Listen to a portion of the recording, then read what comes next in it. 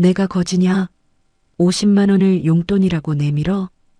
빳빳한 지폐 10장과 찢어진 봉투가 날아와 제 왼쪽 뺨에 꽂혔습니다. 매달 200만 원을 바치던 며느리의 칠순 선물이 얇다는 이유였지요. 하지만 시어머니도 소파에 누워 게임만 하던 남편도 카메라로 저를 찍던 시누이도 몰랐습니다. 며칠 전 은행에서 제 인감이 도용돼 3천만 원짜리 예금이 사채 담보로 넘어갔다는 사실을 제가 이미 알아버렸다는 것을요. 그리고 그 장부를 제가 한 장 한 장 몰래 찍어뒀다는 것도요. 이 얇은 봉투가 세 사람의 인생을 무너뜨리는 방아쇠가 될 줄은 아무도 몰랐습니다. 이야기 시작 전 저희 채널을 구독해 주시면 오늘 하루 큰 행운이 가득하시길 빌겠습니다. 오늘의 사연 시작합니다. 점심시간 회사 휴게실 구석 자리에서 저는 1,500원짜리 편의점 샌드위치를 반으로 접어 베어 물고 있었습니다. 마흔에 접어든 직장인, 남들 눈에는 그럭저럭 자리 잡은 회사원으로 보였을 겁니다.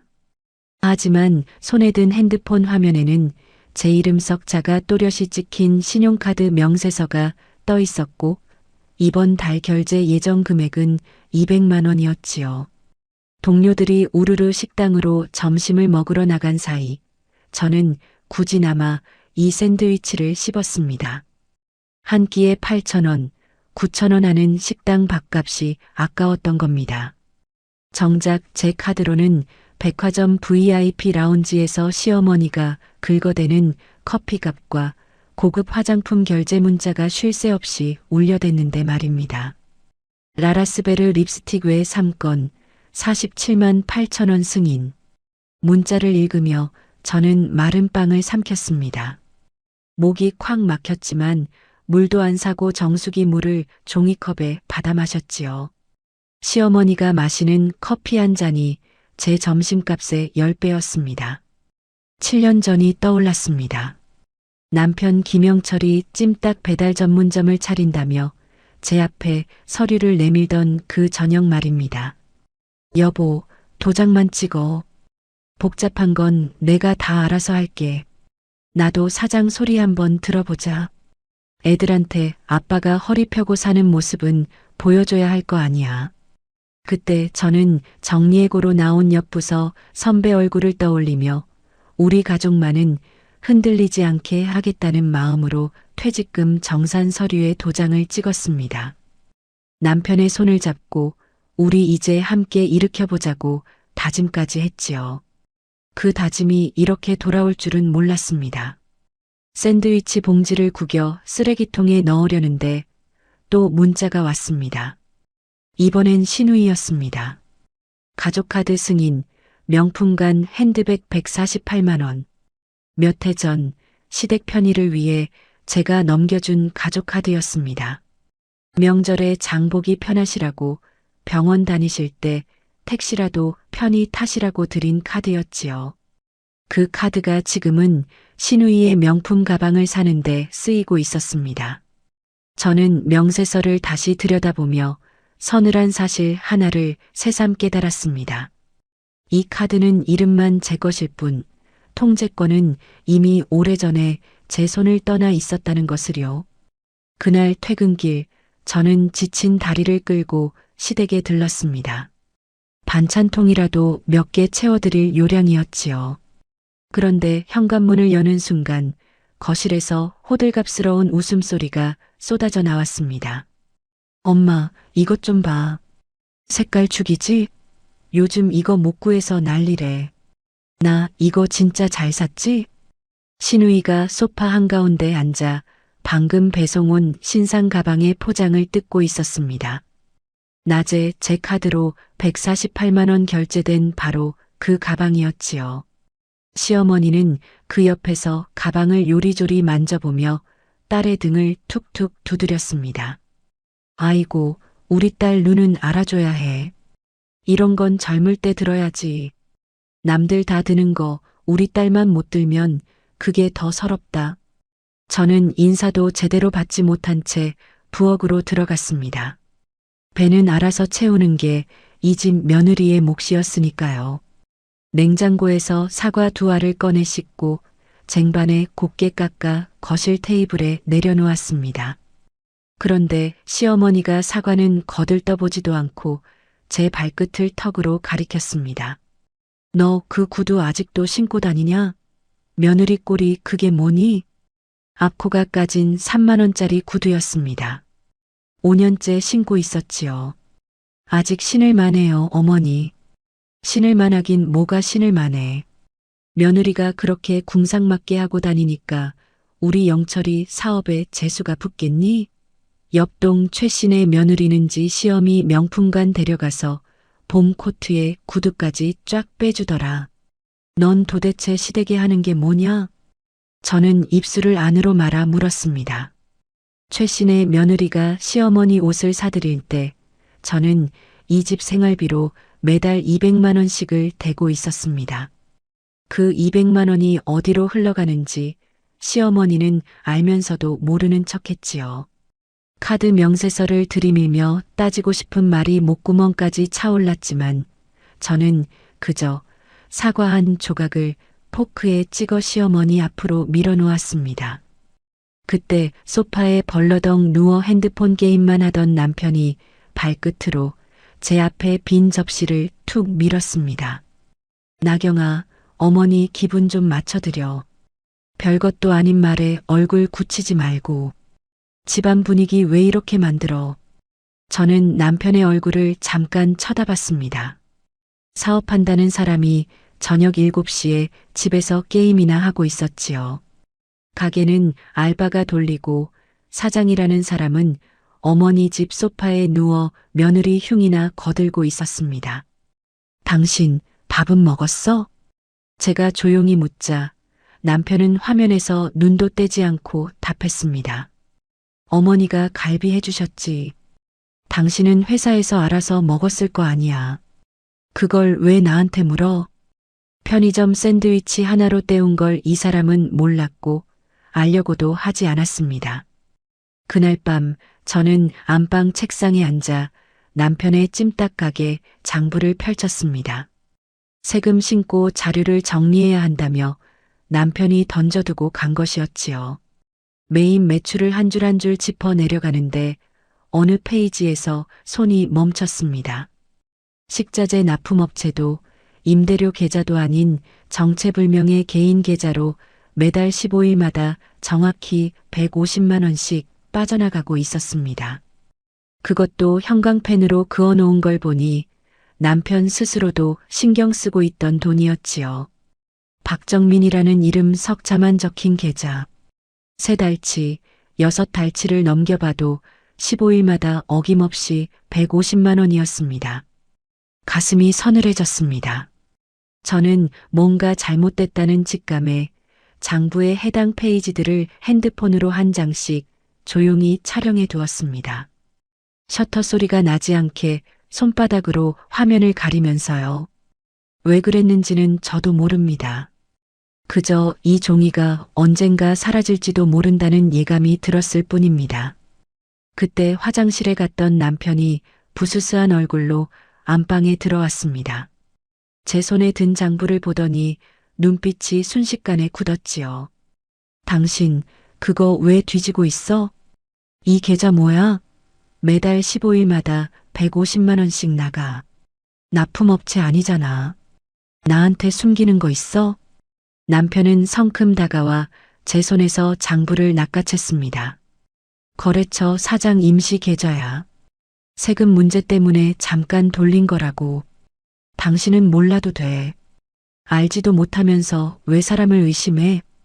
임시 계좌가 반년째 같은 날 같은 금액으로 나가? 그게 말이 돼? 아, 좀. 사업하는 사람 일에 사사건건 끼어들지 마. 당신이 뭘 안다고 장부를 뒤져? 남편은 장부를 서랍 깊숙이 쳐넣고 자물쇠를 채워버렸습니다. 열쇠는 주머니에 넣더군요. 부부 사이에 장부 하나를 자물쇠로 잠그는 남자. 저는 그 뒷모습을 보며 아무 말도 하지 못했습니다. 이튿날 저녁이었습니다. 퇴근하고 현관 비밀번호를 누르는데 문이 안에서 벌컥 열렸습니다. 남편이 신발도 안 신고 맨발로 뛰쳐나와 제 앞을 막아섰습니다. 여보, 나 좀 살려줘. 이번엔 진짜 큰일 났어. 나 죽는 꼴 보고 싶어? 얼굴이 사색이 되어 있었습니다. 무슨 일인데? 사채 만기가 내일이야. 식자재 대금 500만 원이 딱 비어.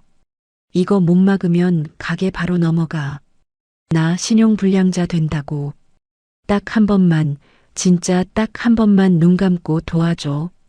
남편은 제 팔목을 붙들고 그대로 현관 바닥에 주저앉았습니다.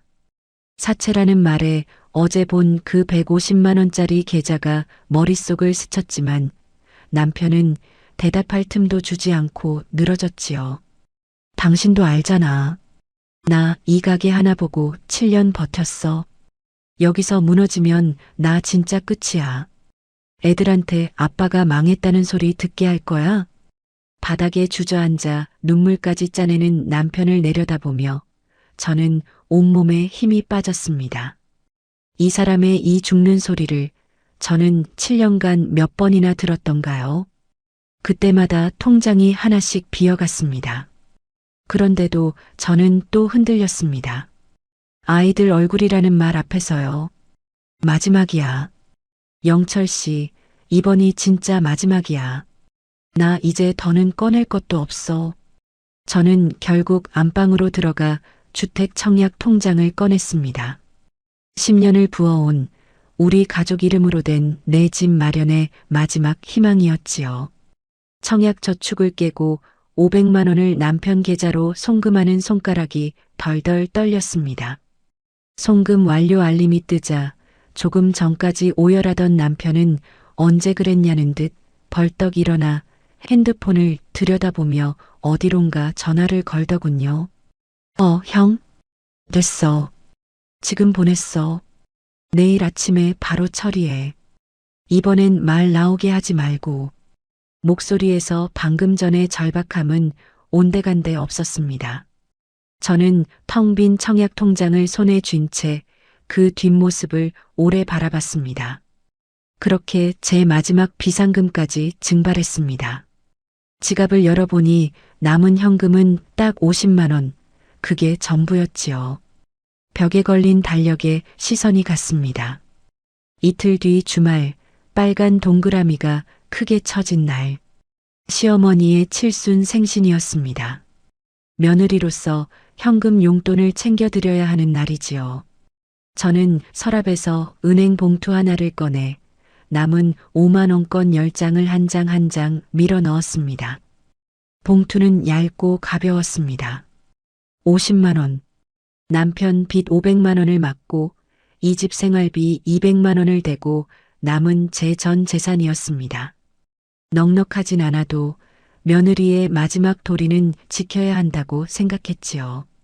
그래도 명색이 칠순인데 손님들 앞에서 제 얼굴을 봐서라도 어머니가 이 마음만은 알아주시리라 믿었습니다.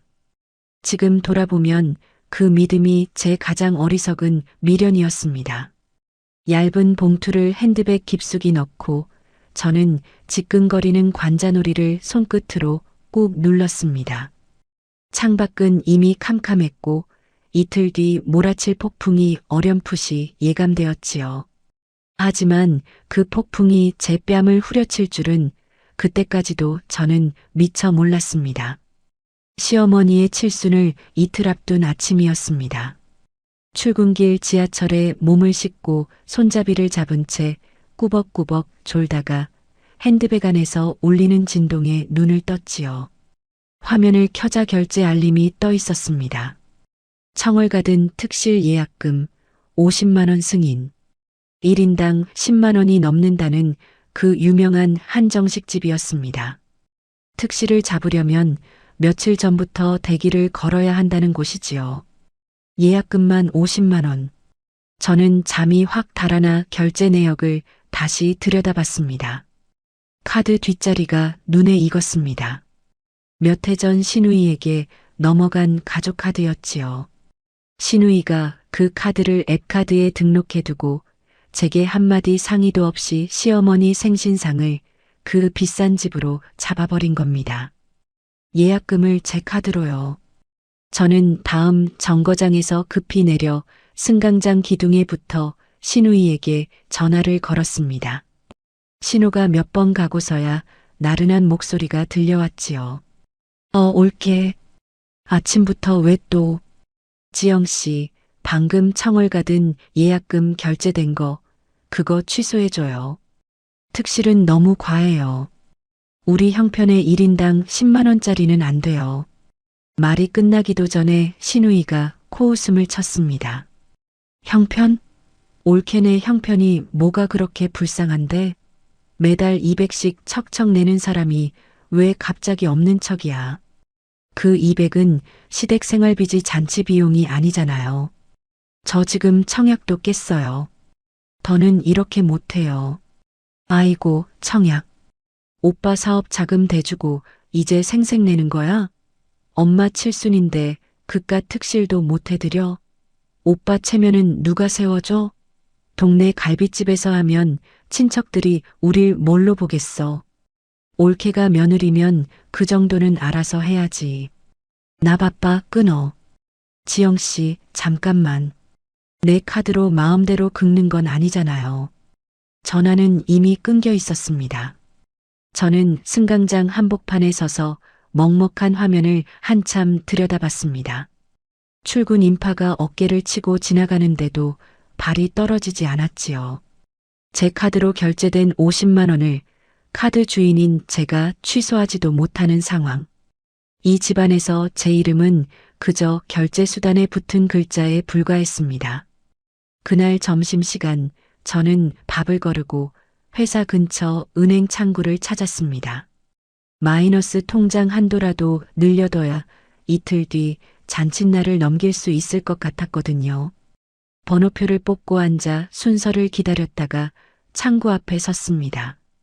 마이너스 통장 한도를 좀 늘리고 싶은데요. 젊은 직원이 신분증을 받아 조회를 시작했습니다. 그런데 모니터를 들여다보던 얼굴이 점점 굳어지더군요. 화면을 몇 번 새로 고침하고 옆자리 선배 직원을 불러 뭔가를 소곤소곤 확인했습니다.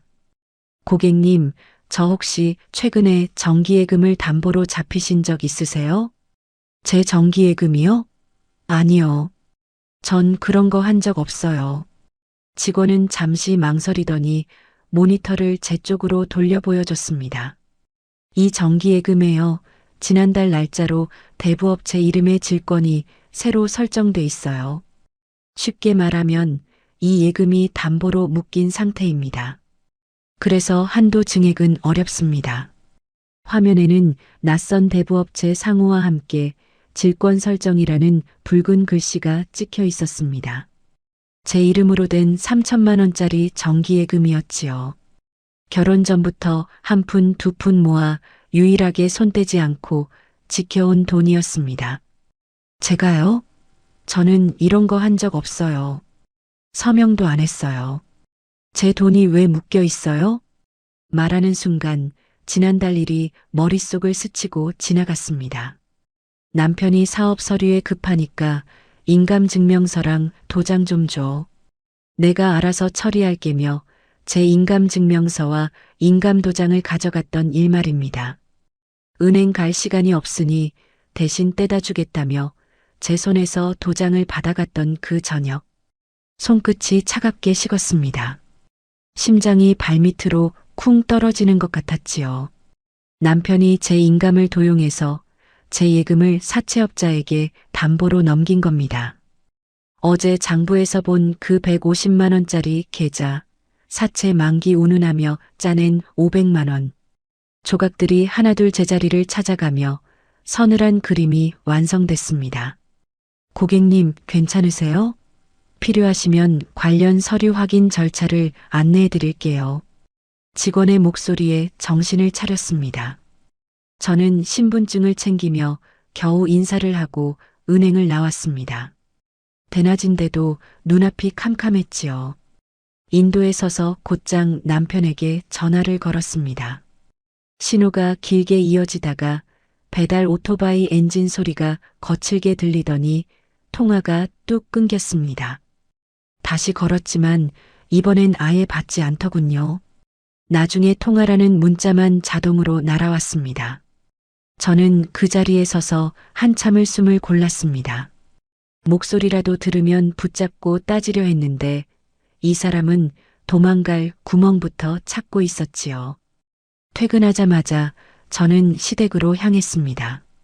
남편이 전화를 피하면 어머니 집에라도 가서 해명을 들어야 했으니까요. 그런데 빌라 계단을 오르는데 위층에서 고기 굽는 냄새와 웃음소리가 흘러내려왔습니다. 현관문이 반쯤 열려 있었지요. 거실에는 동네 친구 서너 분이 둘러앉아 있었습니다. 칠순을 앞두고 미리 벌인 조촐한 모임이라는데 상위에는 붉은 한우가 그득했습니다. 시어머니가 불판 앞 상석에 앉아 고기를 뒤집으며 손님들에게 자랑을 늘어놓고 있더군요. 이거 우리 며느리가 사다 준 한우요. 등급 좋은 걸로다가 며느리는 이럴 때 쓰는 거지. 제 카드로 결제된 한우였습니다. 저는 굳은 얼굴로 현관에 서 있었지요. 시어머니가 저를 발견하고는 젓가락을 든 채 턱을 까딱했습니다. 왔냐? 뭘 멀뚱히 서 있어. 살림의 보태라고 준 카드나 제대로 챙겨. 요즘 결제가 왜 이리 늦게 뜨는지 카드 주인이라는 애가 영 야무지질 못해. 손님들 앞에서 은근히 며느리를 나무라는 말투였습니다. 카드 주인이 누군지, 그 카드로 지금 상위 고기가 올라온 건지 시어머니는 아무 생각이 없어 보였지요. 저는 어머니 어젯밤 인감 얘기를 꺼내려다 손님들 앞이라 목구멍으로 삼켰습니다. 어머니, 드릴 말씀이 있어요. 지금 꼭 확인해야 할 일이에요. 말은 무슨 말? 손님들 앞에서 집안 망신 주려고? 이따 해. 넣은 김에 부엌이나 봐라. 그릇이 산더미야. 며느리가 왔으면 손부터 움직여야지. 저는 대답 대신 부엌으로 들어갔습니다. 싱크대는 기름때가 눌어붙은 프라이팬과 산더미처럼 쌓인 그릇들로 엉망이었지요. 며칠은 방치된 듯 시큼한 냄새까지 올라왔습니다. 손님들 모임 뒤치다거리를 시어머니는 당연하다는 듯 며느리 몫으로 남겨둔 겁니다. 몸에 밴 습관대로 저는 거리에 걸린 고무장갑에 손을 뻗었습니다. 손목까지 장갑을 끼려는데 거실에서 시어머니의 나지막한 웃음소리가 들려왔습니다. 아유, 제가 좀 답답해도 돈 나오는 구멍은 확실여. 시어미 카드 한 장 턱 쥐어주고 매달 200씩 꼬박꼬박. 말기는 어두워도 돈은 잘 내. 그 맛에 데리고 사는 거지 뭐. 친구분들이 까르르 웃는 소리가 뒤따랐습니다. 복도 많네, 금이 언니. 요즘 세상에 그런 며느리가 어딨어. 돈줄 하나 제대로 잡았네. 복은 무슨. 내가 며느리 하나는 잘 골랐지. 며느리는 말 많은 것보다 돈 잘 내는 게 최고요. 장갑을 낀 손이 허공에서 멈췄습니다. 저는 거친 숨을 몰아쉬었지요. 그 순간 식탁 위에 널브러진 것들이 눈에 들어왔습니다. 금박이 번쩍이는 칠순 초대장이 10장은 넘게 흩어져 있었습니다. 손님을 그렇게 부르면서 정작 상다리 휘게 할 돈은 며느리 주머니에서 나가는 것이었지요. 7년이었습니다. 7년 동안 저는 이 부엌에서 몇 번이나 고무장갑을 꼈던가요? 명절마다, 제사마다, 손님 올 때마다.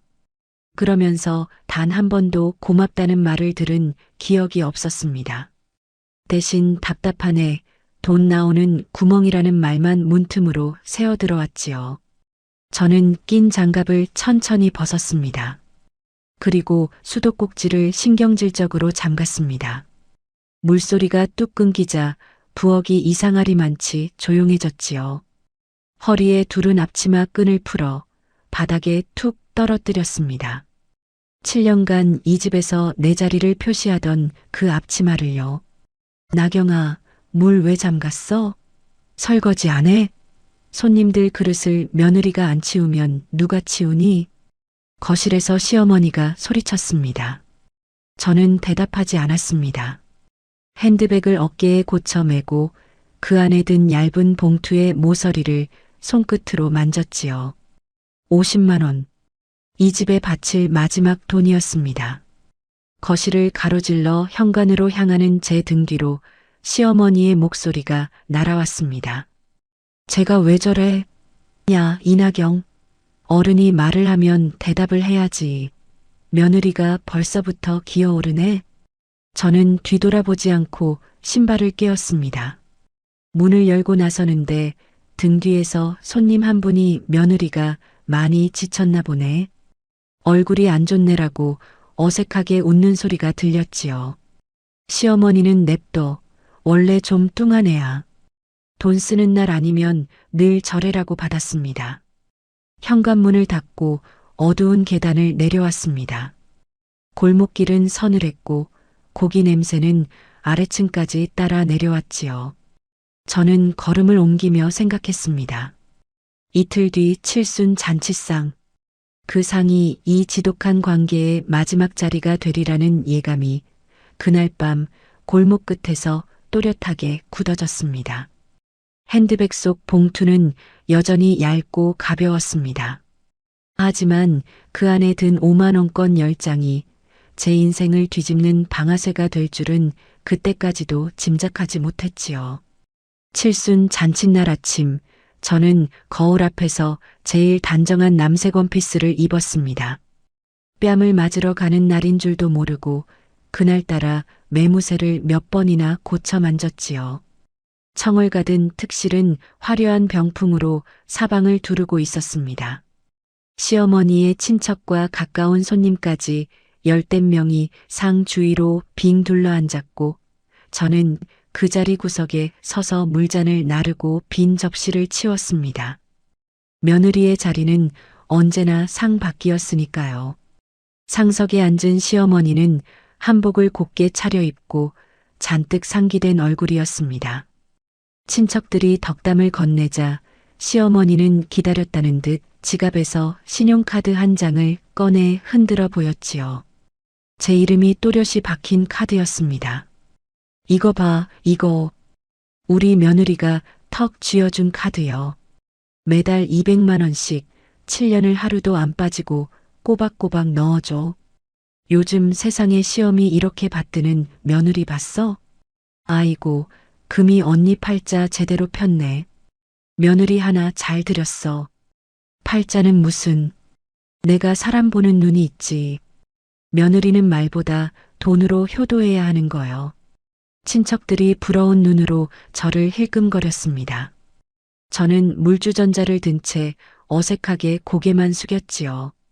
시어머니 옆에서는 남편이 갈비찜을 뜯으며 사장님, 오늘 제대로 한 잔 받으셔야죠.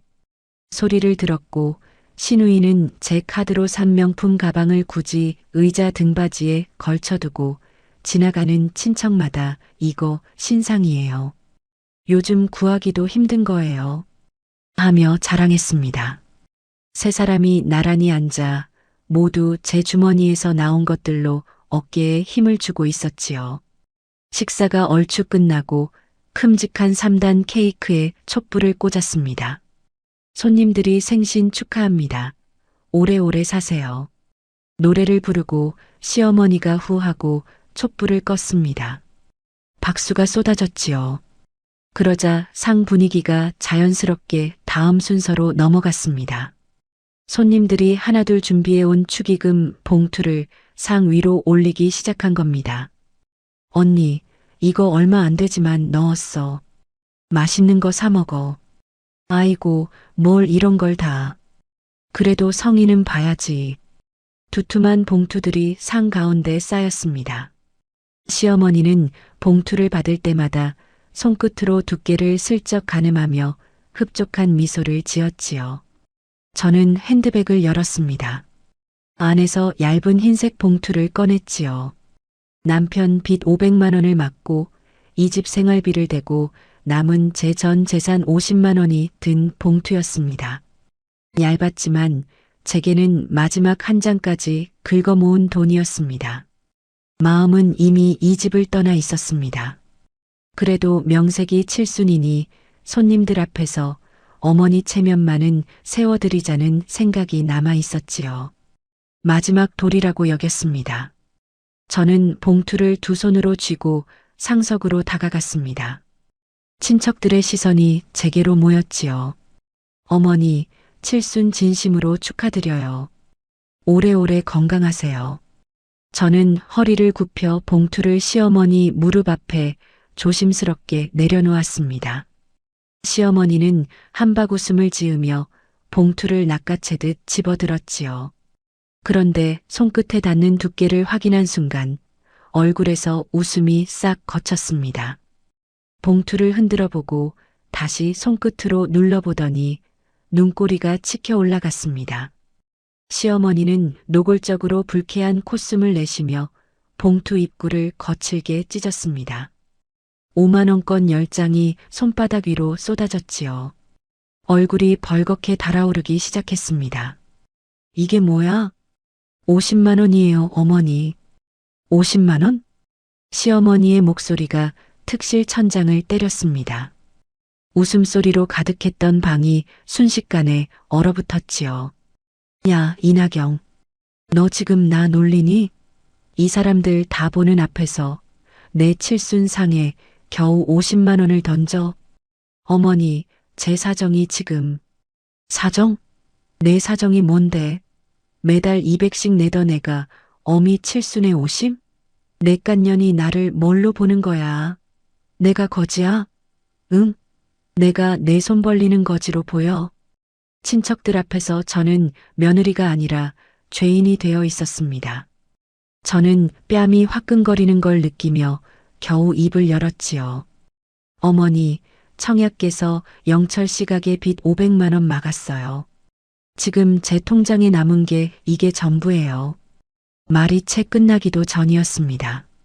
시어머니의 오른팔이 등 뒤로 크게 젖혀졌습니다. 손에는 찢어진 봉투와 5만원권 뭉치가 쥐어 있었지요. 다음 순간 그 지폐 뭉치가 허공을 가르며 날아와 제 왼쪽 뺨을 후려쳤습니다. 짝 하는 소리보다 화끈거림이 먼저였습니다. 빳빳한 지폐 모서리가 뺨을 긁고 찢어진 종이가 얼굴에 부딪혔지요. 뺨에서 시작된 얼얼함이 눈가까지 번지며 눈물이 핑 돌았습니다. 지폐들이 제 어깨를 타고 바닥으로 흩어졌습니다. 방 안의 손님들이 일제히 젓가락을 내려놓았습니다. 누구도 숨소리조차 내지 못하는 무거운 정적이 상 위로 내려앉았지요. 바닥에 흩어진 5만원권 위로 상 끝에서 밀려난 케이크 조각이 툭 떨어져 크림이 지폐를 더럽혔습니다. 시어머니는 그런 저를 손가락질하며 소리쳤습니다. 뭘 멀뚱히 서 있어. 당장 은행 가서 200만 원 더 뽑아와. 내 칠순상에서 어미 얼굴에 먹칠을 해? 네가 며느리면 이 정도는 알아서 해야지. 어서 못 가? 저는 떨리는 손으로 왼뺨을 감쌌습니다. 얼얼한 뺨보다 명치가 더 아팠지요. 저는 도움을 구하듯 남편을 돌아봤습니다. 이 사람이라도 어머니를 말려주기를, 아내를 감싸주기를 바랐거든요. 7년을 함께 산 남편이니까요. 남편은 자리에 앉은 채 바닥에 떨어진 돈을 발끝으로 툭툭 건드리고 있었습니다. 엄마가 좀 욱하셔서 그런 거잖아. 뭘 그렇게 피해자처럼 서 있어. 분위기 망치지 말고 얼른 주워. 당신도 오늘은 좀 눈치껏 해야지. 쪼잔하게 굴지 말고. 제 뺨을 때린 어머니를 나무라기는커녕 남편은 저더러 쪼잔하다고 짜증을 냈습니다. 저는 그 얼굴을 멍하니 바라봤지요. 이 사람은 제 편이 아니었습니다. 단 한 번도 제 편이었던 적이 없었는지도 모릅니다. 그때 옆에서 찰칵 하는 소리가 났습니다. 시누이가 핸드폰을 들어 바닥에 흩어진 돈과 굳어있는 저를 찍고 있었지요. 화면을 보며 낄낄대기까지 했습니다. 올케 표정 좀 봐. 이거 진짜 웃긴다. 50만 원 들고 와서 효부인 척한 거야? 찰칵 찰칵. 그 셔터 소리가 7년간 참아온 뭔가를 툭 끊어 놓았습니다. 뺨의 통증도 눈가의 눈물도 어느 순간 거짓말처럼 가라앉았지요. 대신 머릿속이 얼음물을 끼얹은 듯 서늘하고 맑아졌습니다. 저는 그제야 똑똑히 보였습니다. 상석에 앉아 며느리 카드로 호강하며 손찌검하는 시어머니, 그 옆에서 갈비를 뜯으며 아내를 두두는커녕 짜증내는 남편, 그리고 이 광경을 카메라에 담으며 웃는 시누이. 세 사람은 제게 매달린 거머리였습니다. 7년간 제 목을 조르며 피를 빨아온 거머리 떼었지요. 그리고 저는 오늘까지도 그 거머리들에게 도리를 지키겠다고 마지막 봉투를 내밀었던 겁니다. 부끄러운 건 제가 아니었습니다. 저는 왼뺨에서 손을 뗐습니다. 바닥에 흩어진 5만 원권도 찢어진 봉투도 케이크 묻은 지폐도 그대로 두었습니다. 저 돈은 이제 제 것이 아니었으니까요. 저는 핸드백을 어깨에 고쳐 메고 상석을 향해 허리를 폈습니다.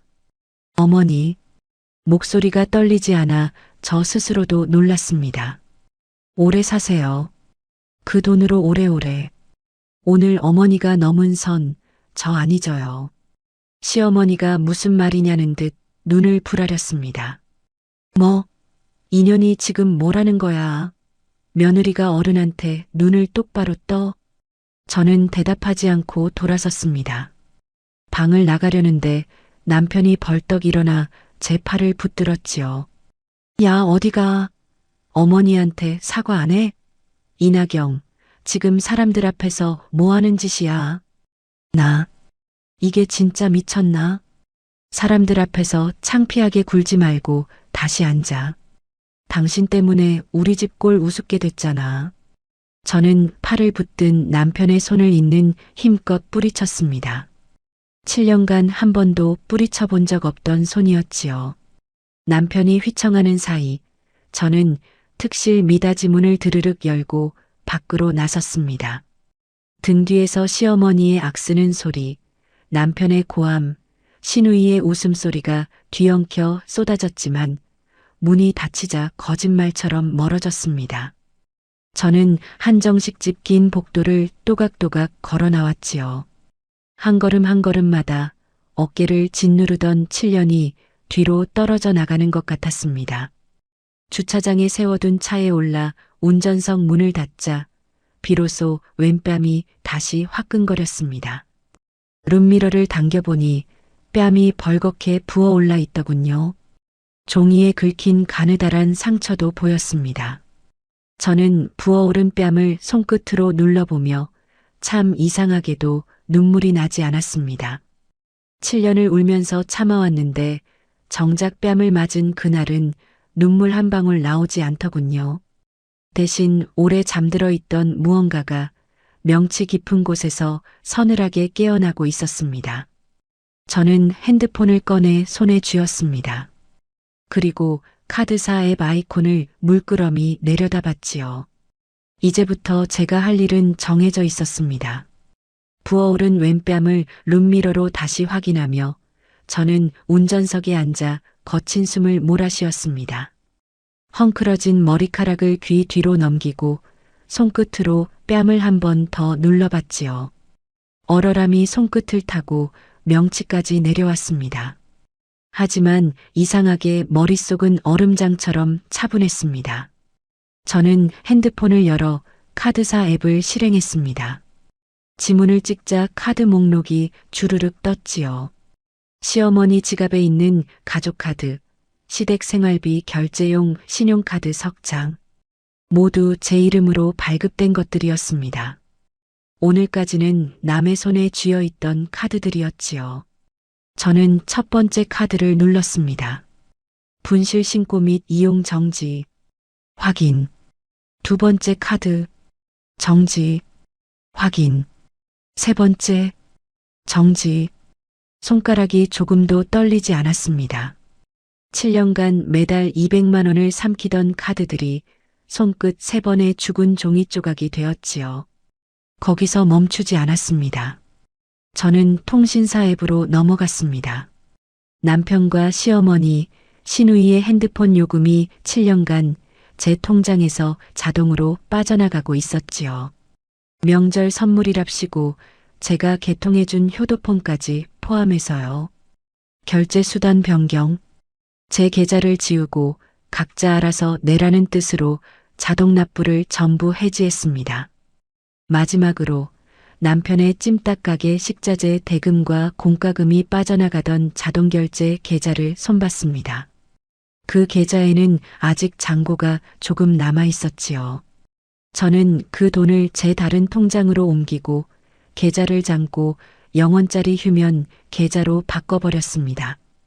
남편의 가게로 흘러가던 모든 물기를 근원에서 막아버린 겁니다. 집에 돌아와 씻고 이불 속에 누웠습니다. 뺨은 여전히 화끈거렸지만 마음은 오히려 고요했지요. 얼마 지나지 않아 현관문이 벌컥 열리는 소리가 났습니다. 잔칫집에 남아 뒷수습을 하다 왔는지 남편이 씩씩거리며 안방으로 들이닥쳤습니다. 야, 너 미쳤어? 어머니 칠순을 아주 개판을 만들어 놓고 친척들 앞에서 며느리가 상을 박차고 나가? 내 얼굴에 똥칠을 해도 유분수지. 남편은 화장대 위의 물건들을 팔로 쓸어 바닥에 떨어뜨렸습니다. 화장품 병이 굴러다니고 유리 뚜껑이 깨졌지요. 저는 이불을 목까지 끌어올린 채 눈을 감았습니다. 대꾸도 하지 않았습니다. 예전 같으면 벌떡 일어나 빌고 달래고 울었겠지만 그날은 손가락 하나 까딱하지 않았지요. 이나경, 사람이 말을 하면 대답을 해. 자냐? 지금 잠이 와. 저는 귀를 막았습니다. 남편의 고함은 이불 밖에서 웅웅거리다 힘을 잃었지요. 한참을 소리치던 남편도 제풀에 지쳐 거실 소파로 나가 나뒹굴었습니다. 저는 그날 밤 오랜만에 깊이 잠들었습니다. 이튿날 오전 11시 회사 책상에서 서류를 검토하고 있는데 핸드폰이 진동하기 시작했습니다. 화면에 시어머니라는 이름이 떴지요. 저는 무시했습니다. 그런데 끊기자마자 다시 울리고 또 울렸습니다. 1분 간격으로 쉬지 않고요. 이 시간이면 시어머니는 백화점 명품관에 갔을 겁니다. 카드가 막힌 걸 매장에서 알게 됐겠지요. 부재중 전화가 20통, 40통을 넘어갔습니다. 오후가 되기 전에 78통이 찍혔더군요. 저는 화면을 물끄러미 보다가 수신 차단 목록에 시어머니 번호를 넣었습니다. 진동이 뚝 멈췄지요. 그러자 이번엔 시누이 번호로 문자가 쏟아졌습니다. 올케 미쳤어? 엄마가 매장에서 카드 한도 초과라고 직원들 앞에서 개망신당했잖아. 당장 카드 풀어. 이거 진짜 가만 안 둬. 저는 답장하지 않았습니다. 시누이 번호도 차단했지요. 오후 2시쯤이었습니다. 사무실 유선 전화가 울렸습니다. 1층 보안 데스크였지요. 팀원분 되시는 이나경 씨 되시나요? 지금 로비에 어르신 한 분하고 남자분 한 분이 오셔서 이나경 씨 찾으면서 큰 소리를 내고 계신데요. 저는 잠시 숨을 고르고 자리에서 일어났습니다. 동료들이 무슨 일이냐는 눈으로 저를 쳐다봤지요.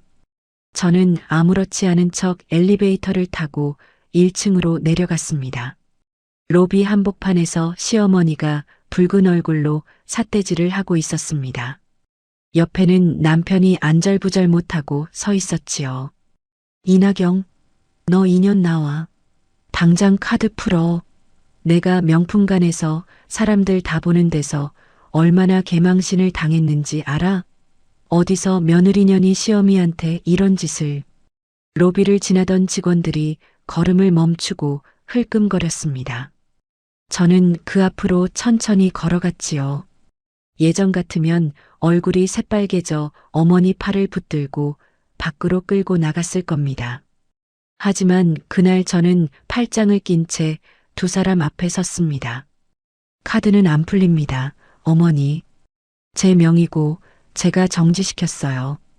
뭐, 인연이 아주. 시어머니가 손을 치켜들었습니다.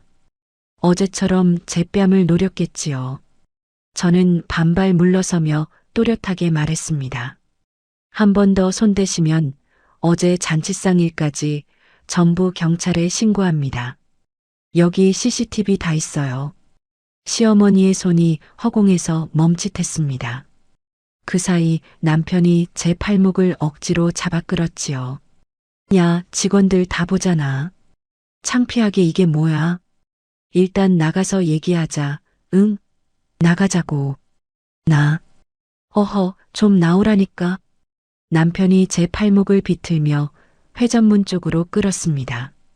저는 구둣발을 들어 남편의 정강이를 힘껏 걷어찼습니다. 남편이 악 소리를 내며 팔을 놓았지요. 저는 흐트러진 소매를 바로잡고 보안 데스크로 걸어갔습니다. 업무 방해예요. 이분들 나가라고 해도 안 나가시니 경찰에 신고해 주세요. 지금 바로요. 제 목소리가 로비에 또렷하게 울렸습니다. 단호했지요. 보안 요원이 놀란 얼굴로 수화기를 들었습니다. 뭐, 신고? 인연이 시어미를 신고해? 하늘이 무섭지 않냐? 시어머니가 발을 구르며 악을 썼지만 저는 미동도 하지 않았습니다. 남편은 정강이를 부여잡고 너 진짜 이럴 거야? 하며 씩씩댔지요. 5분쯤 뒤 순찰차가 도착하고 경찰관 2명이 로비로 들어왔습니다. 상황을 확인한 경찰이 시어머니와 남편에게 밖으로 나가자고 했지만 두 사람은 순순히 따르지 않았습니다. 시어머니는 바닥에 주저앉아 며느리가 시어미를 내쫓는다며 소리를 질렀고 남편은 경찰의 팔을 뿌리치려 발버둥 쳤지요. 결국 경찰관 2명이 양쪽에서 팔을 붙들어 회전문 밖으로 데리고 나갔습니다. 저는 팔짱을 낀 채 그 광경을 차갑게 지켜봤습니다. 눈물도 부끄러움도 없었지요. 오히려 7년 만에 처음으로 이 사람들과 저 사이의 선이 그어지는 것을 똑똑히 느꼈습니다. 로비 대리석 바닥에 남편이 실랑이 하다 떨어뜨린 자동차 키가 나뒹굴고 있었습니다. 제가 결혼 자금으로 보태 산 차의 키였지요. 저는 허리를 굽혀 그 키를 주었습니다. 그리고 데스크 옆 쓰레기통으로 걸어가 미련 없이 던져 넣었습니다. 탕 하는 소리가 났지요. 동료 하나가 조심스레 다가와 물었습니다. 팀원분 괜찮으세요? 저분들 괜찮아요. 신경 쓰지 마세요. 저는 웃어 보이기까지 했습니다. 손이 조금 떨리긴 했지요. 저는 탕비실로 들어가 종이컵에 물을 받아 한 모금 마시며 손을 진정시켰습니다. 그리고 지갑을 열었습니다. 안쪽 깊숙이 며칠 전 미리 받아둔 명함 한 장이 있었지요. 이혼 전문 변호사의 명함이었습니다.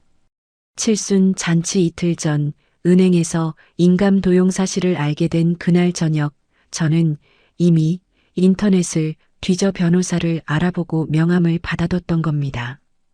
그때만 해도 정말 쓸 일이 있을까 반신반의했지요. 이제는 아니었습니다. 저는 명함의 번호를 눌렀습니다. 신호가 2번 가고 차분한 목소리가 전화를 받았지요. 네, 태정 법률사무소입니다. 안녕하세요. 상담 예약을 하고 싶어서요. 이혼하고 재산도 정리하려고 합니다. 말하는 제 목소리가 아주 또렷했습니다. 전화를 끊고 탕비실 창가로 다가갔습니다. 아래를 내려다보니 로비 밖 인도에서 시어머니와 남편이 경찰차에 타지 않겠다고 발버둥 치는 실루엣이 보였지요. 두 사람은 서로에게 삿대질을 하며 뭐라 소리치고 있었습니다. 카드 하나 막혔을 뿐인데 벌써 저렇게 무너지고 있었습니다. 저는 창틀에 손을 얹고 그 광경을 오래 내려다봤습니다. 이제 시작이었지요. 정지 버튼 3번은 그저 첫걸음일 뿐이었습니다. 도용당한 인감, 위조된 질권, 사라진 청약, 7년간 빨려나간 제 돈. 하나씩 절차대로 증거를 쌓아 전부 되찾을 생각이었습니다. 종이컵에 물을 마저 비우며 저는 조용히 마음속으로 다짐했습니다. 완벽하게 회수하고 깨끗하게 끊어내겠다고요. 직장 로비에서 소동이 벌어진 이튿날 아침, 남편이 배달을 나간 틈을 노렸습니다. 저는 현관도어록 비밀번호부터 바꿨지요. 손끝으로 새 번호를 꾹꾹 누르고 2번 확인했습니다. 이 집에 남편이 제 발로 들어오는 일은 이제 없을 겁니다. 다음으로 남편의 옷장을 열었습니다. 철 지난 점퍼, 늘어난 티셔츠, 배달할 때 입던 조끼까지 100리터짜리 쓰레기 봉투 5개에 남편의 물건을 차곡차곡 쑤셔 넣었지요. 화가 나서가 아니었습니다. 오히려 손놀림은 이삿짐 싸듯 담담했지요.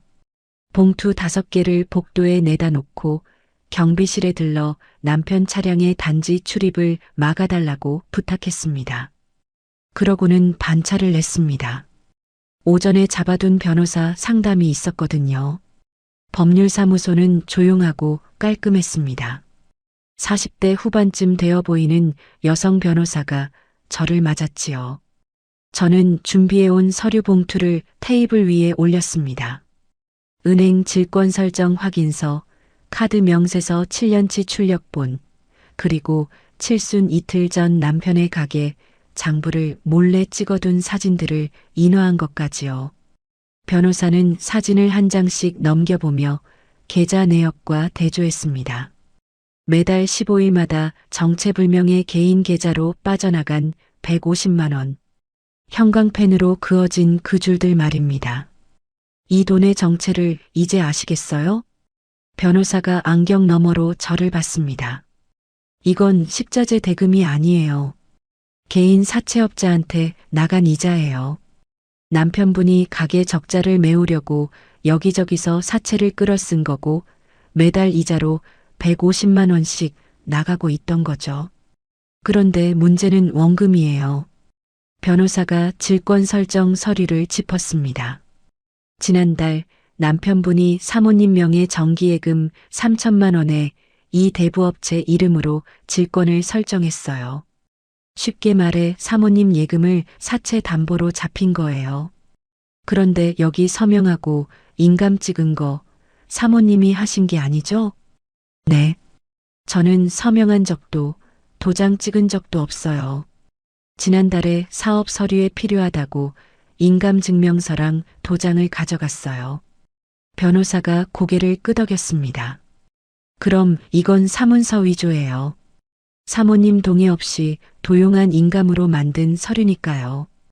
이 위조 사실만 입증하면 이 사채 채무에 대한 사모님 책임은 벗을 수 있어요. 필적 감정하고 인감 발급 경위 확인하면 됩니다. 숨통이 조금 트이는 것 같았습니다. 그런데 변호사가 다른 서류를 꺼냈지요. 다만 이건 다릅니다. 남편분이 사모님 명의로 계약해둔 가게 임대차 계약하고 대형 조리설비 할부 채무예요. 이건 사모님이 계약 당사자로 정식으로 묶여 있어요. 결혼 초에 사모님 신용이 더 좋다고 명의를 빌려준 거죠? 이 정상 계약분은 가게가 망하면 사모님한테 청구가 들어옵니다. 그럼 저는 그 빚을 떠안아야 하나요? 방법이 있어요.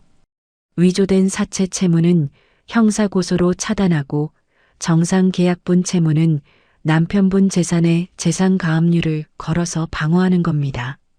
남편분 명의 재산을 먼저 묶어두면 나중에 사모님이 대신 갚게 되더라도 구상권으로 회수할 수 있으니까요. 그리고 사모님 손해본 것들, 청약 500만 원, 카드로 유용당한 돈, 이건 부당이득 반환하고 위자료로 청구하면 됩니다. 저는 서류에 하나씩 서명했습니다. 형사고소장, 가압류 신청서, 이혼 소장. 손끝이 떨리지 않았지요. 변호사가 마지막 서류를 정리하며 말했습니다. 사모님, 이 장부 사진 미리 찍어두신 거. 이게 결정적이에요. 이거 없었으면 훨씬 어려웠을 거예요. 칠순 이틀 전 밤 셔터 소리 안 나게 손바닥으로 화면을 가리며 찍었던 그 사진들이었습니다. 그때는 왜 찍는지도 몰랐는데 그 예감이 저를 살린 셈이었지요. 법원에 가압류 신청서를 접수하고 나서 저는 서류 뭉치를 챙겨 들고 곧장 남편의 찜닭 가게로 향했습니다. 가게는 점심 장사가 한창의 시간인데도 배달앱 콜 알림만 정신없이 울려대고 있었습니다. 주방 구석에서 남편이 담배를 물고 있더군요. 밀린 주문은 나 몰라라 하고요. 저를 본 남편의 눈이 커졌습니다. 너 여기 왜 왔어? 집 비밀번호는 또 왜 바꿔놨어? 나 어젯밤에 집에 못 들어가서. 저는 대답 대신 손에 든 서류 뭉치를 남편 얼굴을 향해 던졌습니다. 가압류 통지서와 대출 상환 독촉장이 허공에 흩어져 주방 바닥에 떨어졌지요. 붉은 법원 도장이 찍힌 종이들이었습니다. 남편이 허리를 굽혀 서류를 주워들었습니다. 붉은 도장을 확인하는 얼굴이 순식간에 잿빛으로 변했지요. 물고 있던 담배가 입에서 툭 떨어졌습니다. 이게 뭐야? 가압류? 야, 이나경. 이거 무슨 짓이야? 김영철 씨. 저는 남편을 이름으로 불렀습니다. 여보도 당신도 아니었지요. 내 정기예금 3천만 원, 내 인감 훔쳐서 사채 담보로 잡았지. 그거 사문서 위조야. 나 오늘 횡령이랑 사문서 위조로 형사 고소장 접수했어. 그리고 매달 150만 원씩 나가던 사채 이자. 그거 어머니 도박빚이랑 지영씨 사치비 대준 거지. 계좌 다 나왔어. 남편의 입술이 파르르 떨렸습니다. 너 그걸 어떻게? 장부 다 찍어놨어. 은행 기록도 있고. 청약 500만 원, 가족카드로 빼먹은 돈, 전부 부당이득으로 청구할 거야. 그리고 이혼 소장도 오늘 냈어. 이혼? 야, 이나경. 우리가 애가 몇인데 7년을 같이 산 부부가 7년 동안 내 인감 훔친 거 그것도 부부라서 그랬어? 남편은 말문이 막힌 채 서 있었습니다. 그때 가게 앞으로 트럭 한 대가 들이닥쳤습니다. 식자재 납품업체 직원들이었지요. 제가 어제 자동결제 계좌를 끊어버린 탓에 대금이 밀린 걸 확인하고 물건을 회수하러 온 겁니다. 뒤이어 주류업체 트럭까지 도착했습니다. 사장님, 대금이 2달째 안 들어와서요. 저희도 어쩔 수 없습니다.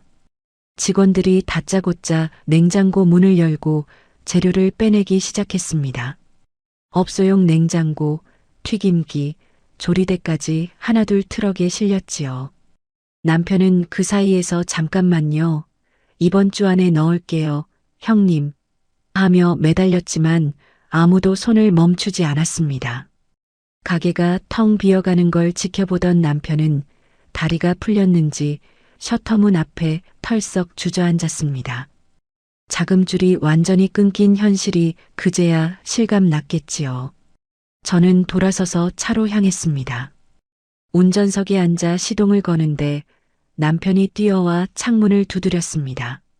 여보, 나경아, 한 번만, 딱 한 번만 살려줘. 내가 잘못했어, 응? 어머니가 시켜서 그런 거야. 내가 나쁜 놈이야. 제발. 남편은 창문에 매달려 바짓가랑이라도 잡을 듯 손을 뻗었습니다. 눈물, 콧물이 범벅이었지요. 7년간 위기 때마다 봐온 그 얼굴, 그 죽는 소리였습니다. 예전엔 그 눈물에 마음이 무너져 통장을 열었지요. 저는 남편의 얼굴을 잠깐 바라봤습니다. 그리고 창문 버튼을 눌러 천천히 끝까지 올렸습니다. 유리 너머로 남편의 벌어진 입이 소리 없이 뭐라 외치는 모습이 보였지요. 기어를 넣고 엑셀을 밟았습니다. 차가 가게 앞을 빠져나가는 사이 백미러 속에서 남편이 아스팔트 위에 엎드려 오열하는 모습이 점점 작아졌습니다. 텅 빈 가게, 물건을 실은 트럭, 주저앉은 남자. 7년간 제 목을 조르던 것들이 뒤로 밀려났지요. 꽉 막혀 있던 가슴 한구석이 그제야 뻥 뚫리는 것 같았습니다. 저는 차 오디오 볼륨을 최대로 높였습니다. 신나는 노래가 차 안을 가득 채웠지요.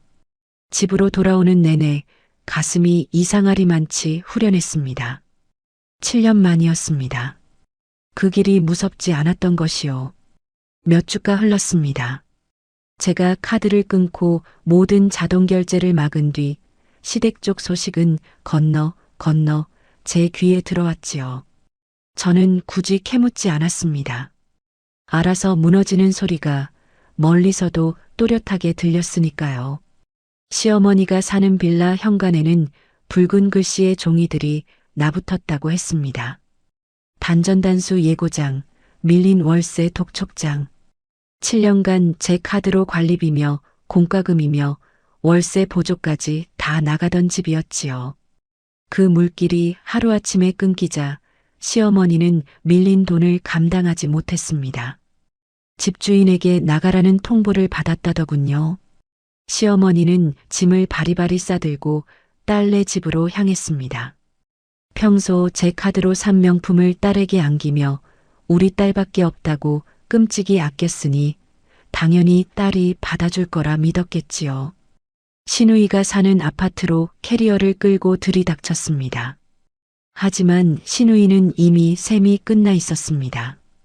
올케의 카드가 정지된 이상 어머니에게서 나올 떡고물이 더는 없다는 걸 계산한 거지요.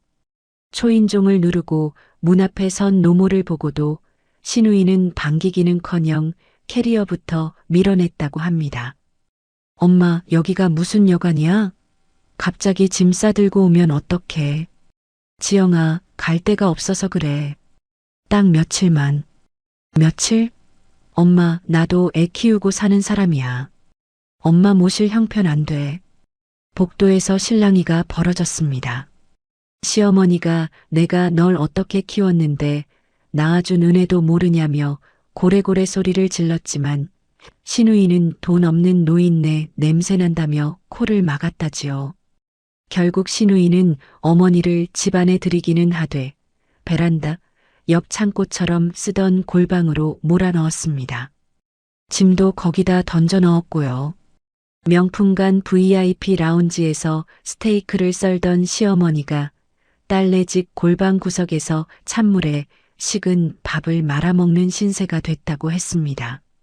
신우이는 냉장고에 자물쇠까지 채웠다더군요. 어머니가 반찬을 꺼내 먹을까 봐서요. 다시 일주일쯤 지났습니다. 이번엔 남편 차례였지요. 가게 집기를 전부 압류당하고 완전히 폐업한 남편은 사채업자들에게 쫓기는 신세가 됐습니다. 얼굴에 멍이 들고 옷은 찢어진 채로 남편도 결국 여동생 집 문을 두드렸다고 합니다. 거지꼴이 된 오빠를 본 신우이는 그야말로 뒤집어졌다지요. 오빠는 또 뭐야? 내 집이 무슨 난민 수용소야? 엄마도 모자라서 오빠까지? 당장 나가. 지영아, 나갈 데가 없어. 사채업자들이 집까지 찾아와서. 그걸 왜 나한테 와서 그래? 오빠가 벌인 일이잖아. 시어머니는 골방에서 나와 아들을 감싸 안았습니다. 네가 어떻게 오빠한테 이러냐며 딸에게 대들었고 남매간의 험한 말이 오갔다지요. 고성이 오가다 물건이 날아가고 결국 이웃이 소음 신고를 했습니다. 경찰이 출동한 소란 속에서 시어머니는 머리를 쥐어뜯으며 주저앉았다고 합니다. 전에 듣기로 시어머니는 그 아수라장 한복판에서 이렇게 중얼거렸다더군요.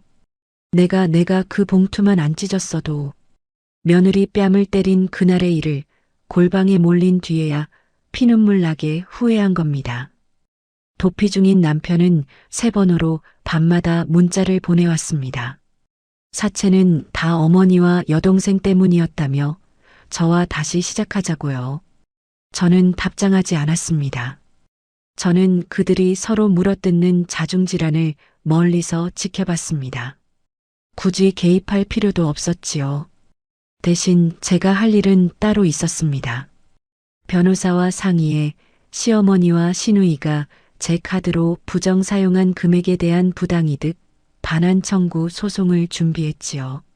시어머니가 명품관에서 긁은 화장품과 커피가, 시누이가 가족카드로 산 명품 가방들, 제 동의 없이 결제한 특실 예약금까지 명세서를 한 줄 한 줄 뽑아 금액을 합산하니 두 사람이 제 카드로 쓴 돈만 수천만 원이었습니다. 저는 두 사람 앞으로 내용 증명을 발송했습니다. 재산 압류 경고가 담긴 묵직한 우편이었지요. 시누이 아파트로 보냈으니 골방의 시어머니도 얹혀 사는 남편도 다 함께 받아봤을 겁니다. 내용 증명을 받아든 두 사람은 공포에 질렸는지 이번엔 살려달라는 음성 메시지를 남기기 시작했습니다. 차단한 번호를 우회해 모르는 번호로 수십 통씩이요. 옳게 아니 나경아. 내가 잘못했다. 그 카드 쓴 거 다 갚을게. 소송만은 제발. 시어머니의 떨리는 목소리였습니다. 시누이도 메시지를 남겼지요. 옳게, 우리 그래도 한 가족이었잖아. 소송까지 갈 거 있어? 얘기로 풀자. 응. 한 가족. 카메라로 제 뺨 맞는 모습을 찍으며 낄낄대던 사람이 이제 와한 가족이라고 하더군요. 저는 찻잔을 씻으며 스피커폰으로 그 목소리들을 흘려들었습니다. 예전 같으면 마음이 약해졌겠지만 그날은 컵을 다 헹구고 나서 메시지를 전부 골라 삭제 버튼을 눌렀지요. 목록이 텅 비었습니다. 저는 벽에 걸린 달력으로 걸어갔습니다. 다가오는 달에 빨간 동그라미가 하나 쳐져 있었지요. 이혼 소송 마지막 조정 기일이었습니다. 저는 그 동그라미를 손끝으로 한번 짚었습니다. 법정에서 이 모든 걸 마무리 지을 생각이었습니다. 위조 서류, 유용 내역, 로비 소동 기록까지 제가 몇 달간 차곡차곡 모은 증거들은 감정이 아니라 사실이었지요. 사실만큼 차갑고 확실한 무기는 없었습니다. 저는 서재로 들어가 서류 가방을 열었습니다. 도용된 인감으로 만든 질권 설정 위조 서류, 남편 가게의 자금 유용장부 사본, 카드 부정 사용 명세서, 직장 로비 CCTV 캡처, 경찰 출동 기록. 하나씩 순서대로 정리해 파일에 끼워 넣었지요. 가장 완벽하고 가장 차가운 서류들이었습니다. 가방 지퍼를 채우며 저는 창밖을 봤습니다. 저 멀리 어딘가 골방에 몰린 시어머니와 도망다니는 남편과 셋만 밝은 시누이가 서로를 원망하고 있을 겁니다. 제가 손대지 않아도 그들은 알아서 무너지고 있었지요. 저는 조용히 서재 불을 껐습니다. 이제 남은 건 마지막 재판 하나였습니다. 그로부터 한 달 뒤 가정법원 조정실이었습니다. 차가운 공기가 맴도는 방에서 저는 미용실에서 단정하게 손질한 머리에 세련된 회색 정장을 입고 꼿꼿하게 앉아 있었지요. 무릎 위에는 서류 가방을 올려두었습니다. 몇 달간 준비한 증거가 그 안에 가지런히 들어 있었지요. 잠시 후 문이 열렸습니다. 들어오는 남편을 보고 저는 하마터면 다른 사람인 줄 알 뻔했습니다. 며칠 사이 10년은 늙어버린 얼굴이었지요. 얼굴은 초췌하고 옷은 꾀죄죄했으며 손등에는 도망다니다 긁힌 상처가 나 있었습니다. 남편은 고개를 푹 숙인 채 제 맞은편에 앉았습니다. 조정위원이 양쪽의 입장을 확인하며 조정을 시작했지요. 남편이 먼저 입을 열었습니다. 목소리가 젖어 있었습니다. 위원님, 저희가 7년을 같이 산 부부입니다. 애들도 있고요. 사람이 살다 보면 실수도 하는 거 아니겠습니까? 제가 정말 잘못했습니다. 이 사람만 마음을 돌려주면 제가 뼈 빠지게 일해서 다 갚겠습니다. 남편은 주머니에서 손수건을 꺼내 눈가를 찍었습니다. 눈물을 닦는 척했지요. 7년간 위기 때마다 봐온 연기였습니다. 이 사람의 눈물이 진짜였던 적은 한 번도 없었지요. 우리가 정이 있는데 여보, 이혼만은 하지 말자. 응? 애들 봐서라도. 조정위원이 저를 봤습니다. 제 차례였지요. 저는 입가에 서늘한 미소를 띠고 무릎 위 가방을 열었습니다. 첫 번째로 두툼한 서류 뭉치를 꺼내 테이블 한가운데 내려놓았지요. 이게 뭔지 아세요? 김영철 씨? 남편의 눈동자가 흔들렸습니다. 제명의 정기예금 3천만 원에 설정된 질권 설정 서류예요. 여기 찍힌 인감, 제가 찍은 거 아닙니다. 지난달에 사업 서류 필요하다고 제 인감 증명이랑 도장을 가져가서 제 동의도 없이 사채 담보로 잡았죠. 필적 감정 결과 이 서명 제 필적 아닌 걸로 나왔어요. 사문서 위조예요. 남편의 얼굴이 굳었습니다. 저는 두 번째 서류를 꺼냈지요. 이건 가게 자금 유용 내역이에요. 매달 15일마다 사채 이자로 150만 원씩 나갔죠. 그 돈이 어디서 나왔냐면 어머니 도박빚 막아주고 지영 씨 명품 사주는 데 쓰였고요. 다 계좌 추적으로 나왔어요. 조정위원이 서류를 넘겨보며 미간을 좁혔습니다. 저는 마지막으로 사진 캡처와 서류 한 뭉치를 위원 앞으로 밀어 넣었지요. 그리고 이건 제 직장 로비에서 벌어진 일이에요. 어머니가 카드 정지된 데 앙심을 품고 회사로 쳐들어와 난동을 부렸고 여기 이 사람이 그걸 말리기는커녕 제 팔을 비틀며 동조했습니다. CCTV 영상 캡처하고 경찰 출동 기록이에요. 명백한 증거들이 테이블 위에 차곡차곡 쌓였습니다. 눈물 연기가 통할 자리가 아니라는 걸 남편도 그제야 깨달았겠지요. 남편의 젖은 눈이 순식간에 말라붙었습니다. 그리고 본색이 드러났지요. 야, 이나경, 너 진짜 끝까지 이럴 거야? 남편이 테이블을 주먹으로 내리쳤습니다. 쾅 하는 소리에 서류들이 튀어 올랐지요. 내가 너한테 얼마나 잘해줬는데, 사장 사모님 소리 듣게 해준 게 누군데, 이 은혜도 모르는 년이. 조정위원이 진정하세요. 선생님하고 제지했지만 남편은 멈추지 않았습니다. 욕설을 퍼붓고 의자를 걷어차고 제게 삿대질을 했지요. 저는 미동도 없이 앉아 그 모습을 지켜봤습니다. 이 사람의 진짜 얼굴이었으니까요. 눈물 뒤에 감춰뒀던 얼굴 말입니다. 결국 법원 경위 2명이 들어왔습니다. 발버둥 치는 남편의 양팔을 붙들어 조정실 밖으로 끌어냈지요. 남편은 복도로 끌려나가면서까지 짐승 같은 괴성을 질렀습니다. 문이 닫히고 방 안은 다시 조용해졌지요. 조정위원이 저를 보며 조용히 말했습니다. 사모님, 준비 많이 하셨네요. 저는 고개를 끄덕였습니다. 몇 주 뒤 판결이 나왔습니다. 위조가 인정되어 사채 책임은 저에게서 벗겨졌고 남편은 형사 절차를 밟게 됐지요. 이혼은 제 승소, 남편 명의로 남은 낡은 배달 오토바이마저 제 위자료로 가압류됐습니다. 법적으로 완벽한 빈털터리가 된 겁니다. 판결문을 손에 쥐고 법원 정문 계단을 내려오는데 저 아래 낯익은 실루엣이 보였습니다.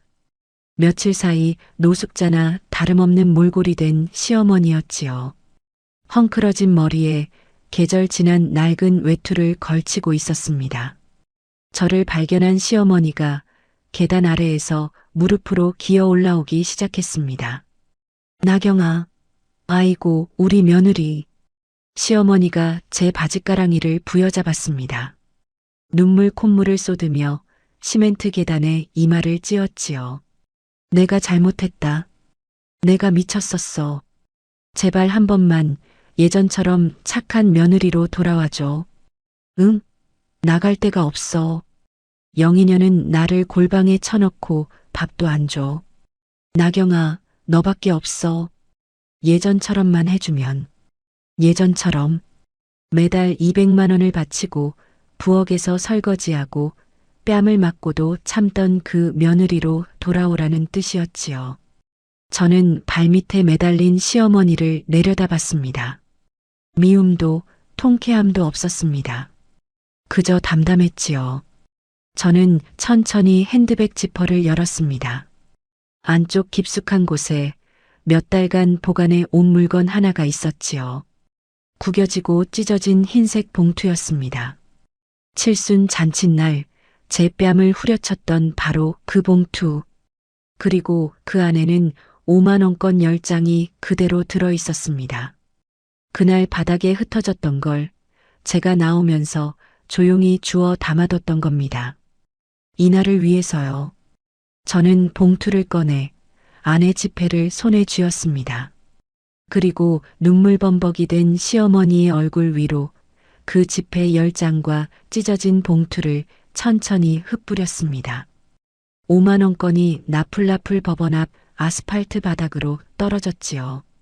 시어머니가 멍하니 저를 올려다봤습니다. 어머니, 저는 얼음장 같은 목소리로 말했습니다. 그날 이 봉투가 얇다고 제 뺨을 때리셨죠. 그래서 알려드리려고요. 어머니 가족 3사람의 목숨값이 딱 이 50만 원어치였어요.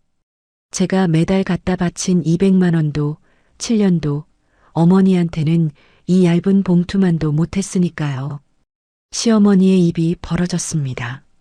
하지만 다음 순간 바닥에 떨어진 5만 원권으로 손이 먼저 갔지요. 조금 전까지 매달려 울던 사람이 지폐를 짐승처럼 허겁지겁 주워 담기 시작했습니다. 한 장이라도 바람에 날아갈까봐 손바닥으로 아스팔트를 쓸었지요. 그 옆으로 조정실에서 끌려 나온 남편이 넋나간 얼굴로 주저앉아 있었습니다. 두 모자는 그렇게 법원 앞 바닥에 앉아 있었지요. 저는 두 사람을 완전히 투명 인간 취급하며 그대로 몸을 돌렸습니다. 도로가에는 미리 불러둔 택시가 기다리고 있었습니다. 저는 뒷좌석에 올라타 문을 닫았지요. 차창 밖으로 멀어지는 법원 건물과 그 아래 바닥을 기는 두 사람의 모습이 보였습니다. 점점 작아지다 이내 시야에서 사라졌지요. 저는 오랜만에 아주 깊고 평온한 숨을 들이마셨습니다. 7년간 목을 조르던 것이 완전히 사라진 텅 빈 자리에 맑은 공기가 들어찼지요. 어디로 모실까요? 기사님이 물었습니다. 집으로 가주세요. 제 집으로요. 이제는 온전히 제 이름만 남은 제 집으로 말입니다. 6개월이 흘렀습니다.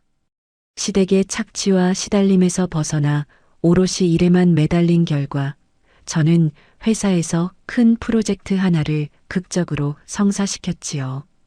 몇 년째 우리 회사가 공들이던 대형 해외 바이어와의 계약이었습니다.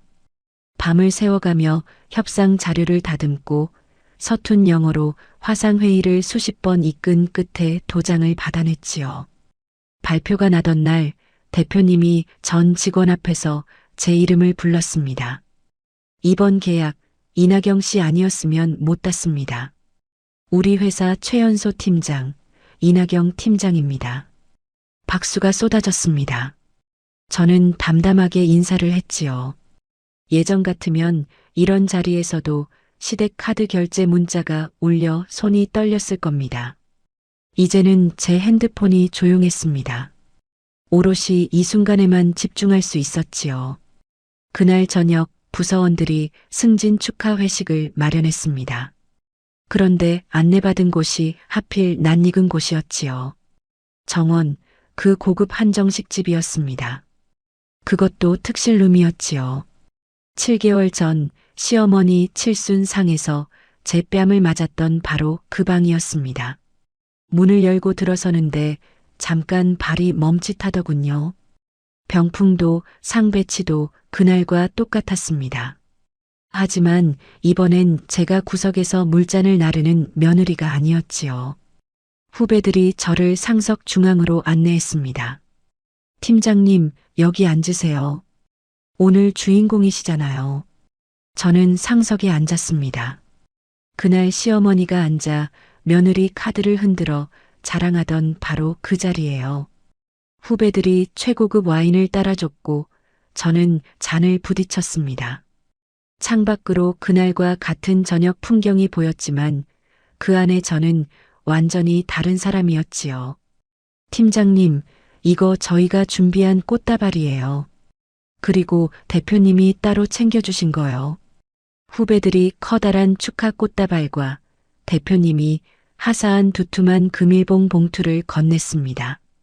저는 봉투를 받아들며 문득 7개월 전 그 얇은 봉투를 떠올렸지요. 그날은 제가 마지막 한 푼까지 긁어모아 남에게 바친 봉투였고 오늘은 제 능력으로 정당하게 받은 봉투였습니다. 같은 봉투인데 무게가 이렇게 다르더군요. 저는 그날 저녁 오래오래 웃었습니다. 이 방에서 흘렸던 눈물의 기억을 새 웃음으로 덮었지요. 화창한 주말 아침이었습니다. 저는 새 아파트 거실 창가에 서서 원두를 갈았습니다.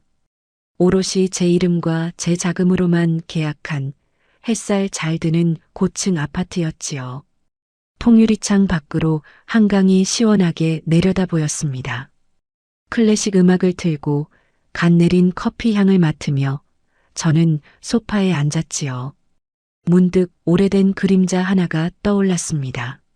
시댁 부엌 바닥에 쪼그려 앉아 기름 냄새를 뒤집어 쓰고 명절전을 부치던 제 모습이요. 손목이 시큰거리도록 부침개를 뒤집으면서도 정작 저는 밥 한 술 제대로 못 뜨던 그 며느리.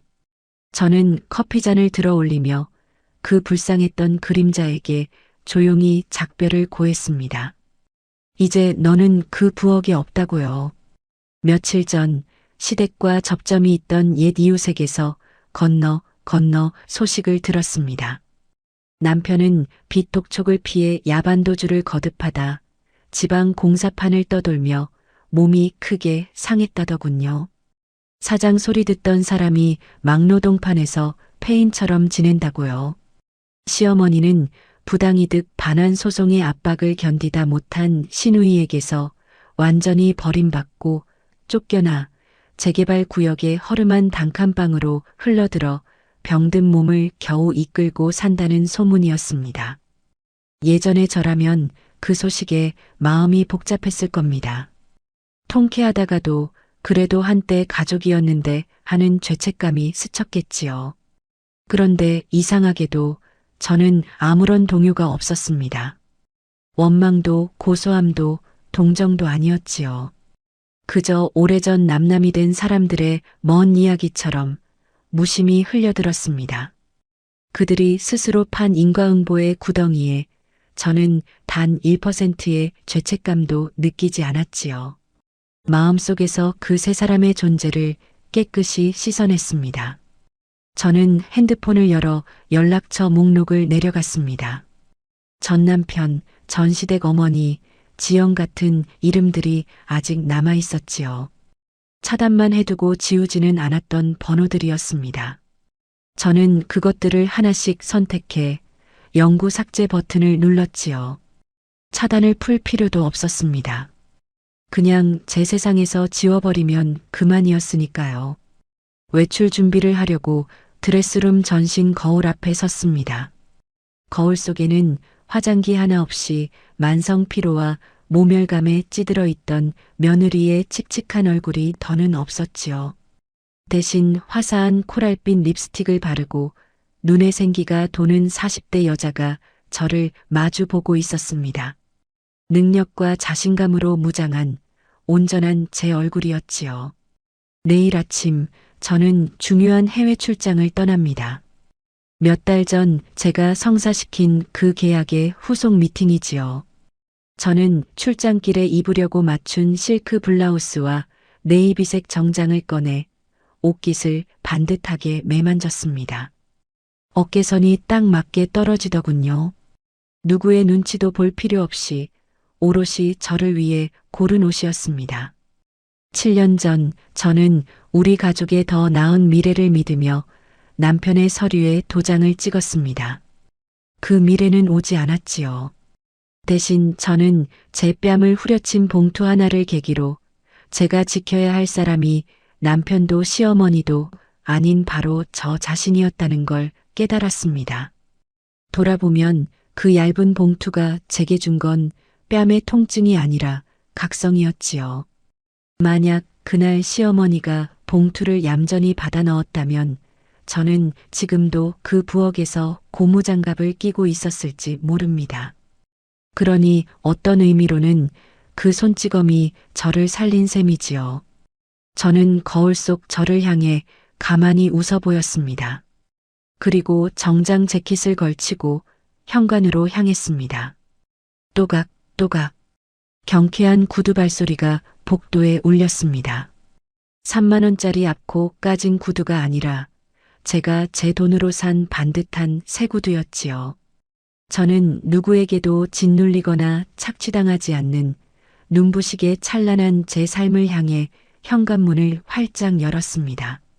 문 밖으로 아침 햇살이 쏟아져 들어왔습니다. 저는 그 빛 속으로 망설임 없이 걸어 나갔지요.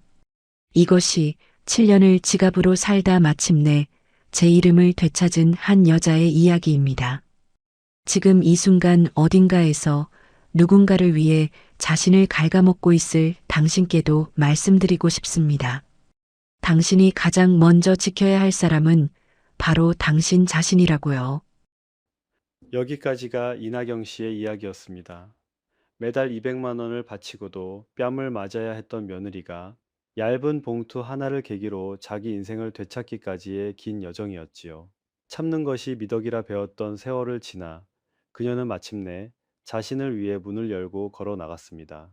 여러분의 곁에도 묵묵히 견디고만 있는 누군가가 있지는 않은지 한 번쯤 돌아봐 주세요. 이야기를 끝까지 들어주셨다면 잘 들었다고 댓글 하나만 남겨주세요. 구독과 좋아요를 눌러주시는 모든 분들이 행복하시길 기원합니다. 오늘 함께 해주셔서 정말 감사합니다.